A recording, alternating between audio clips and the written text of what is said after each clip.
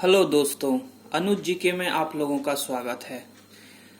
आज मैं भारत का संवैधानिक विकास सीरीज को आगे बढ़ाते हुए आज मैं आप लोगों के लिए चार्टर अधिनियम 1833 की मुख्य बातों को लेकर आपके सामने उपस्थित हुआ हूं।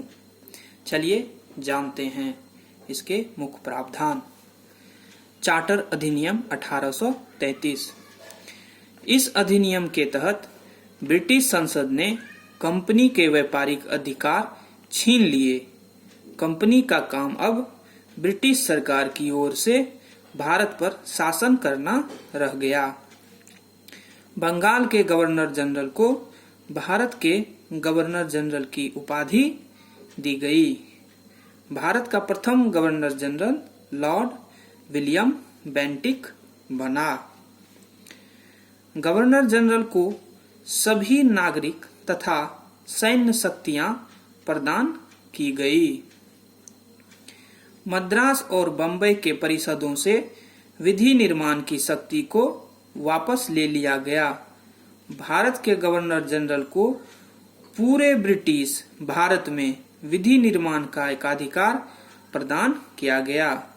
इसके अंतर्गत पहले बनाए गए कानूनों को नियामक कानून कहा गया और नए कानून के तहत बने नए कानूनों को एक्ट या अधिनियम कहा गया।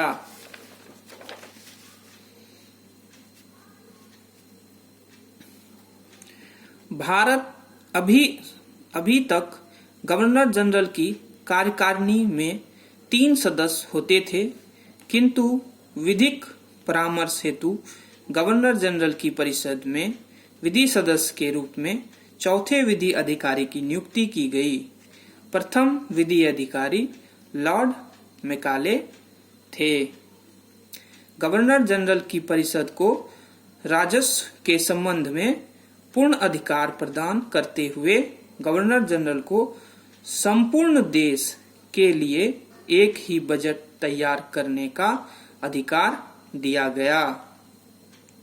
भारतीय कानूनों का वर्गीकरण किया गया व इस कार्य के लिए विधि आयोग का गठन किया गया। विधि आयोग की अध्यक्षता लॉर्ड मैकाले ने की थी। यह प्रथम विधि आयोग था। इस अधिनियम के तहत सिविल सेवकों के चयन के लिए खुली प्रतियोगिता का आयोजन शुरू करने का प्रयास किया गया। इस एक्ट के तहत यह स्पष्ट कर दिया गया कि कंपनी के प्रदेशों में रहने वाले किसी भी भारतीय को केवल धर्म, जाति, वंश, रंग या जन्म स्थान के आधार पर कंपनी के किसी पद से जिसके लिए वह योग्य हो उसे वंचित नहीं किया जाएगा।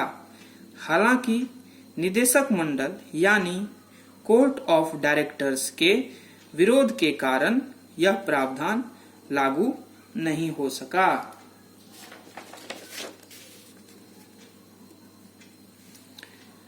इस अधिनियम के तहत भारत में दास प्रथा को गैर कानूनी घोषित किया गया तथा गवर्नर जनरल को निर्देश दिया गया कि भारत में दास प्रथा को समाप्त करने के लिए आवश्यक कदम उठाए।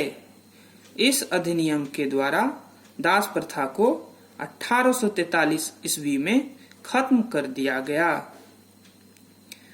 भारत में ब्रिटिश राज के दौरान संविधान निर्माण के प्रथम संकेत इस अधिनियम में मिलते हैं। इस अधिनियम के द्वारा गवर्नर जनरल की सरकार भारत सरकार और उसकी परिषद भारत परिषद कहलाने लगी। इस अधिनियम के तहत केंद्रीय शासन प्रणाली की शुरुआत हुई। यह वीडियो आप लोगों को कैसा लगा? अगर अच्छा लगा तो लाइक करें, सब्सक्राइब करें और ज्यादा से ज्यादा शेयर करें। मैं इसी तरह आप लोगों के लिए आगे भी राजस्व व्यवस्था संबंधित भारत का संवैधानिक विकास सीरीज को आगे बढ़ाता रहूंगा। धन्यवाद।